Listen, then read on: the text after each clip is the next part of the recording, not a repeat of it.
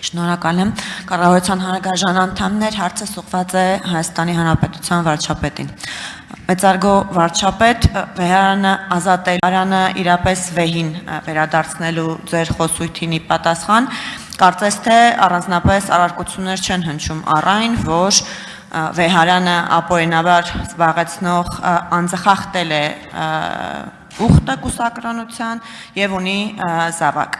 Սակայն թվում է, թե արդարացումների փորձ է կատարվում, մասնավորապես որպես փաստարկ նշվում է, որ օրինակ նաև Գրիգոր Լուսավորիչն է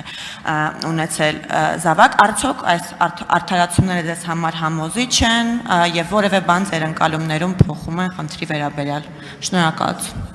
Հարցին կպատասխանի վարչապետ Նիկոլ Փաշինյանը։ Պարոն վարչապետ, իդեպ լրացնելով հարցը,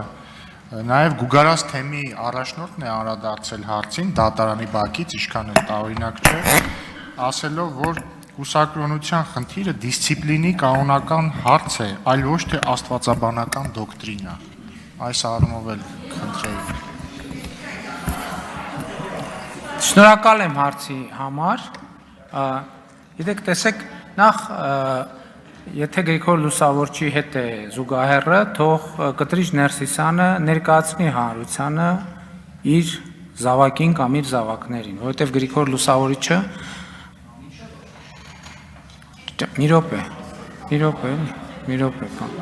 Գրիգոր Լուսավորիչը չի թաքցրել հանրությունից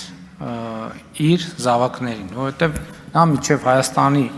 քրիստոնեություն ընդունվելը եկեղեցու հիմնադրումը այնուամենայնիվ մի քիչ այլ կարգավիճակ է ունեցել։ Երկրորդը,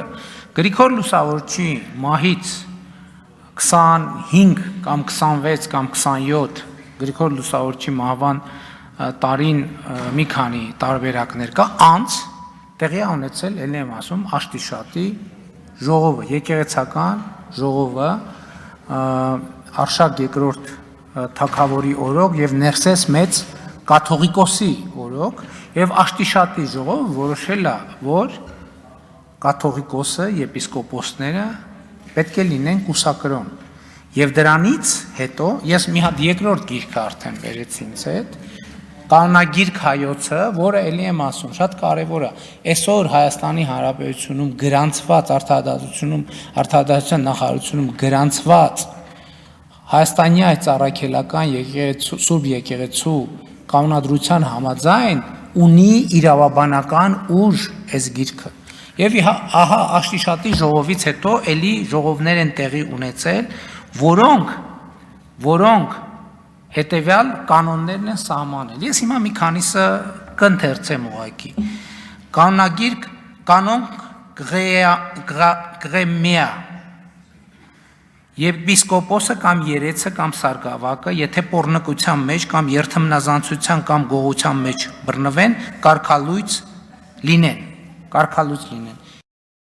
Երթմնազանցությունը տվյալ դեպքում նաև կուսակրոնության ուխտագիրը ստորագրած խախտելու մեջ է։ Հաջորդ կանոնը Շահապիվանի ժողովի կանոնը, որը ասում է, կանոն Ա, եթե եպիսկոպոսը պղծության, պոռնկության կամ ուրիշ վատթար գործի մեջ գտնվի եւ վկայությամբ հաստատվի, աթոռից եւ իշխանությունից մերժվի եւ քահանայություն չանի։ Կանոնն է դա, օրենք է, սահմանադրություն է։ Հաջորդը Շահապիվանի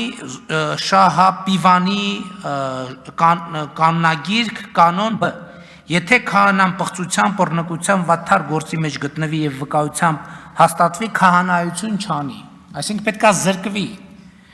Հաջորդը էլի Շահապիվանի ժողով եպիսկոպոս 3 կամ սարկաված կամ պաշտոնյաներից կամ ուխտավորներից որևէ մեկը չհամարձակվի տանտիկին պահել, ինչպես մծղեից սովորությունն է, մծղեները աղանդավորներից կարծեմ Պավլիկյաններին էին այդպես անվանում, եթե հայտնվի այդ ու հաստատվի կարգալույծ լինի հանցավորը։ Սա ասում եմ այն դեպքի համար, երբ որ կասեն չէ, դա պոռնկության կամ շնության դեպք չի, այլ ընտանեկան, հա, բան ստվերային, բայց հարաբերությունը, ասում է, եթե տանտիկին պահի, կարգալույց լինի, այսինքն քննարկման տեղ չի թողում։ Սա Հայաստանի այս առաքելական Սուրբ եկեղեցու կանոններն են, հաստատված դար, մեր պապական ավանդույթով։ Ես որ արձագանքեք, ես էլի կշարունակեմ, հա, որ չարաշահեմ։ Արձագանք։ Խնդրեմ շարունակեք, պարոն վարչապետ։ Պարսեղ մեծի կանոնները, էլի ես կանոնագրքից է, ինչ որ ասում եմ, այստեղից է, կանոն Ժ,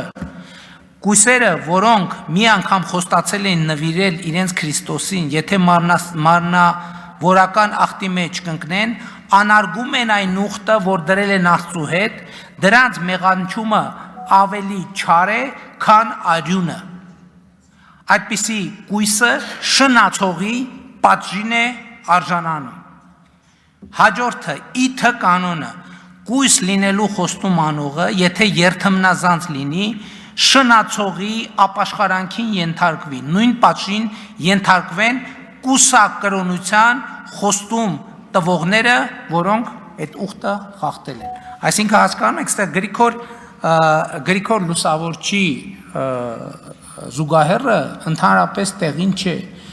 Էլի ասում եմ, հայ առաքելական եկեղեցու կանոնների մասին է խոսքը։ Սա նշանակում է, որ օրինակ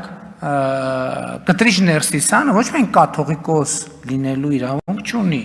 այլ որևէ քահանայական ծես իրականացնելու իրավունք չունի, որովհետև նա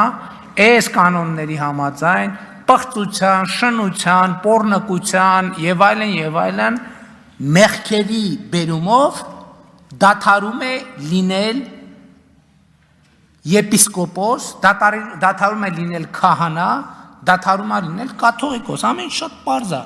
ըստ հայ առաքելական եկեղեցու կանոնների եւ ավանդի։ Ես այս ավանդն եմ պաշտպանում։ Նրանք պղծում են մեր եկեղեցու դարեդար ավանդված կանոնները։ Շնորհակալ եմ։